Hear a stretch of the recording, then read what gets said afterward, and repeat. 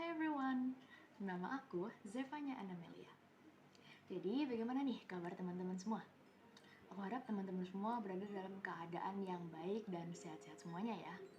Kalau misal hari ini dirasa kurang baik, yuk kita sama-sama usahakan supaya hari besok boleh lebih baik lagi. Jadi di video kali ini aku ingin menyampaikan hal singkat mengenai procrastination. Ya, procrastination. Aku yakin banyak dari kita udah pernah dengar mengenai istilah ini. Karena sebenarnya nih ya, hampir semua dari kita pernah melakukan procrastination. Oke, jadi sebenarnya procrastination itu apa sih? Ya, bagi teman-teman yang belum tahu, procrastination itu dalam bahasa singkatnya ya, gampangnya bisa kita pahami sebagai penundaan. Ya, menunda. Kayak aku sendiri nih, karena aku sebenarnya juga procrastinated making this video and also procrastinated editing this video. Jangan dikira sih, karena ada dampak-dampak negatif yang akan terjadi berikutnya. Jadi, procrastination itu berasal dari dua kata dalam bahasa Latin ya, pro dan crastinus. Pro artinya maju atau ke depan. Crastinus artinya hari esok atau besok. Jadi pro dan crastinus itu kalau kita gabungkan akan menjadi procrastination, yang artinya ia menunda pekerjaan sampai hari besok, atau lebih suka menyelesaikan suatu pekerjaan di hari berikutnya dibanding menyelesaikan di hari ini juga.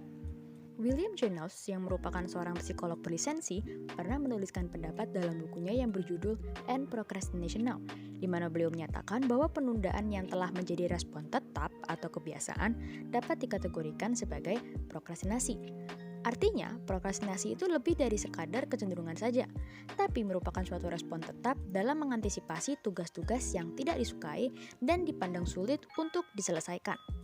Maksudnya, penundaan yang dikategorikan sebagai prokrastinasi adalah penundaan yang sudah merupakan kebiasaan atau pola yang menetap, yang selalu dilakukan seseorang ketika menghadapi suatu tugas, dan penundaan yang diselesaikan diadakan karena keyakinan irasional dalam memandang tugas. Nah, seringnya nih orang melakukan procrastination itu sebenarnya sadar dengan perlakuan atau perbuatan mereka. Misalnya nih, seseorang mendapatkan tugas ya dengan deadline waktu tertentu. Tapi orang ini menunda untuk mengerjakan sampai deadline waktunya sudah dekat. Baru deh dikerjakan ya secara terburu-buru. Hasilnya bisa jadi kurang baik atau bahkan tidak selesai sama sekali. Jadi kebanyakan procrastinator itu sebenarnya sadar dengan apa yang mereka lakukan, sadar bahwa hal menunda ini akan memberikan dampak yang buruk, tapi susah untuk dihentikan. Jadinya ya berulang dan terjadi terus-menerus. Biasanya procrastination itu terjadi karena dorongan untuk menunda secara irasional itu justru lebih kuat daripada dorongan untuk bertindak. Ya, ini terjadi ketika pengendalian diri seseorang dan juga motivasi orang ini sendiri ya, itu berada dalam kendali yang cukup buruk atau kurang baik. Ditambah juga dengan isu-isu seperti kelelahan, kemudian juga stres, ketakutan, dan juga kemampuan time management yang kurang baik. Masalah fokus dan pengendalian diri itu juga penting untuk diperhatikan. Menurut hipotesis yang dibuat oleh Tim Urban dalam blognya Wait But Why, ia mengatakan bahwa setiap dari kita itu punya akal dan pikiran yang mampu membantu kita untuk membuat keputusan-keputusan yang logis. Nah, pikiran yang membantu untuk membuat keputusan logis ini itu benar-benar luar biasa ya. Karena dengan hal ini kita sebagai manusia itu bisa membayangkan mengenai masa depan atau bisa melihat gambaran besarnya deh. Juga bisa membantu kita untuk membuat perencanaan jangka panjang. Maka sangat penting untuk diperhatikan. Nah, tapi dalam diri kita juga ada rasa kepuasan instan. Yang artinya kepuasan instan itu tuh hanya ingin melakukan hal-hal yang cepat, menyenangkan, dan juga mudah yang bisa kita rasakan saat ini juga. Nah, antara sang pembuat keputusan logis dan juga sang penerima kepuasan instan ini akan saling bertabrakan ketika kita mendapatkan suatu tugas atau pekerjaan yang kelihatannya agak sulit atau membutuhkan waktu yang lumayan lama untuk menyelesaikannya. Kalau dua hal ini udah bertemu, udah saling bertabrakan, wah agak susah nih. Karena dua hal ini akan sama-sama berebut untuk mengendalikan diri kita. Nah, baiknya nih kalau kita bisa mendengarkan apa yang diperintahkan oleh sang pembuat keputusan logis. Jadi kita segera mengerjakan tugas-tugas yang ada. Dikerjakan dulu pelan-pelan sampai nanti bisa selesai.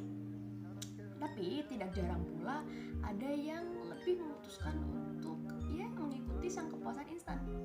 Seperti bermain HP dulu, menonton film dan video dulu, atau mungkin mengecek isi kulkas buat ngeliat ada apa, ada tambahan makanan apa sih di situ, atau mungkin seperti menanyakan kabar dan berujung dengan teleponan ataupun video call dengan teman-teman untuk mengecek keadaan mereka, dan macam-macam lagi sampai waktu sudah habis. Nah, tahu-tahu nih kita udah lelah, udah capek, atau bahkan sudah berganti hari dan kita harus melakukan kegiatan-kegiatan yang lain.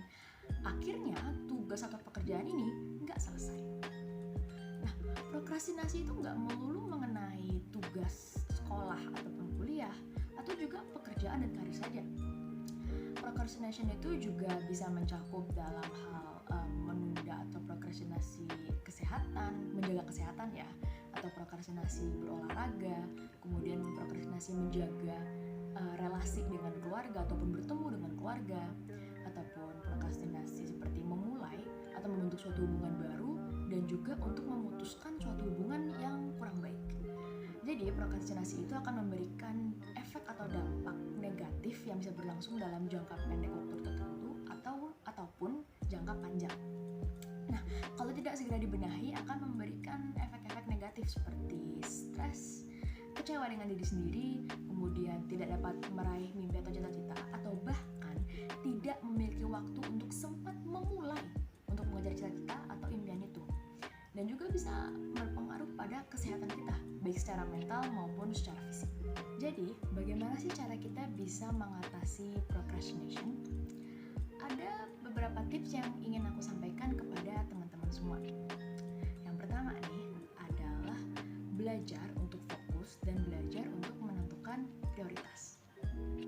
Ya, jadi fokus untuk mengatasi procrastination adalah fokus untuk mengerjakan tugas tersebut sampai selesai. Jadi seringnya nih kita itu kan punya tugas atau pekerjaan yang sudah kita susun, kita buat daftar to-do listnya nih ya dari pagi sampai malam yang ingin kita selesaikan. Tapi dengan banyaknya tugas atau pekerjaan itu, kalau kita tidak fokus, kita bisa kewalahan. Dan kalau kita tidak bisa menentukan prioritas, mana sih yang harus diselesaikan duluan, mana sih yang benar-benar penting dan harus selesai di saat itu juga, mana sih yang dapat aku mulai terlebih dahulu. Kalau kita nggak bisa menentukan semua hal itu, nanti kita jadi bingung, stres, capek, dan bisa berujung marah sampai kita mencari pelampiasan atau mencari hiburan, dan jadilah tugas itu nggak selesai. Jadi kita bisa mulai dengan menganalisis ya, kita cek semua tugas-tugas kita tadi, kita benar-benar prioritaskan mana sih yang harus kita selesaikan terlebih dahulu. Setelah itu kita buat komitmen untuk fokus dan mengerjakan satu tugas ini sampai selesai, sampai tuntas di hari itu juga. Atau kita juga bisa menentukan tenggat waktu sendiri, misal dalam kurun waktu 2-3 hari lah tugas ini harus tuntas. Nanti kalau kita sudah terbiasa, kita bisa mengurangi tenggat waktu yang kita buat sendiri. Dan kita juga bisa multitasking. Tapi multitasking ini udah di pembahasan berikutnya, udah pembahasan lain lah, jadi kita skip terlebih dahulu. Nah, kemudian yang kedua adalah start now with 5 minute miracle. Ya, start now, mulai sekarang. Nggak usah tunggu besok, nggak usah tunggu 3 jam lagi, tapi mulai aja sekarang. Kita kerjakan tugas atau pekerjaannya. Kenapa enggak kan? Nah, jadi tugas atau pekerjaan yang kita punya ini, kalau misalnya kita lihat secara spontan ya, kelihatannya mungkin seperti agak memberatkan atau mungkin membutuhkan waktu yang lumayan lama untuk diselesaikan. Tidak masalah, kita tetap selesaikan di hari itu juga dengan waktu 5 menit aja. Jadi kegiatan 5 minute miracle ini tuh melibatkan komunikasi intrapersonal dengan diri kita sendiri, dimana kita menanyakan pada diri kita, dalam waktu 5 menit aja di hari ini, apa sih tindakan yang bisa aku lakukan supaya tugas atau pekerjaan ini ada progresnya. Nanti nanti kalau kita sudah dapat mengidentifikasi tindakan kecil yang bisa kita lakukan dalam waktu 5 menit, kita akan setel alarm atau setel waktu dengan waktu 5 menit aja dan kita kerjakan tugas tersebut. Misal nih, kita sebagai mahasiswa ya, punya tugas untuk membuat suatu makalah. Mungkin jangka waktu deadline-nya adalah 5 hari. Tapi kita lihat kalau bikin makalah itu kan lumayan menyulitkan, banyak ya isinya, jadi mungkin kita agak malas mengerjakannya. Tapi nggak apa-apa, di hari itu juga setelah kita mendapatkan informasi tentang tugas makalah ini, kita pakai 5 menit waktu untuk menentukan apa sih tema makalah yang ingin kita buat, yang ingin kita sampaikan. Nah, jangan salah, kegiatan research untuk mencari tema yang ingin kita buat di makalah ini tuh bisa membantu, karena nanti di hari berikutnya dengan waktu 5 menit kita bisa buat untuk kerangka utamanya dan kita bisa terapkan terus sampai tugasnya selesai nantinya. Ada penelitian yang menunjukkan bahwa begitu seseorang memulai sesuatu, kemungkinan besar orang tersebut akan menyelesaikannya sampai tuntas. Nah, 5 Minute Miracle tadi memiliki hubungan dengan fenomena psikologis yang disebut Zeigarnik Effect, yang menyatakan bahwa tugas yang belum selesai cenderung tersangkut di ingatan. Ya, jadi tugas atau pekerjaan yang belum kita selesaikan atau bahkan belum kita mulai, itu biasanya justru lebih sering kita ingat di kepala. Karena yang ada di pikiran kita ya, ayo kerjain, cepat selesaikan, sebentar lagi udah mau deadline loh. Itu akan terus terputar di ingatan atau memori kita. Kemudian yang ketiga adalah singkirkan segala gangguan. Ya, kita singkirin segala gangguan yang sekiranya bisa mendistraksi pikiran atau fokus kita, kayak misal penggunaan HP atau internet. Mungkin bisa kita singkirkan terlebih dahulu, kita kerjakan dulu semua tugas-tugas ataupun pekerjaan kita.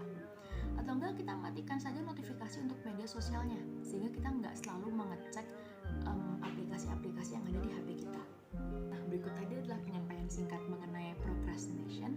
Aku harap bisa membantu teman-teman semua untuk bisa mengerti lebih mengenai apa sih itu procrastination dan juga bagaimana cara mengatasinya. Semoga video ini bermanfaat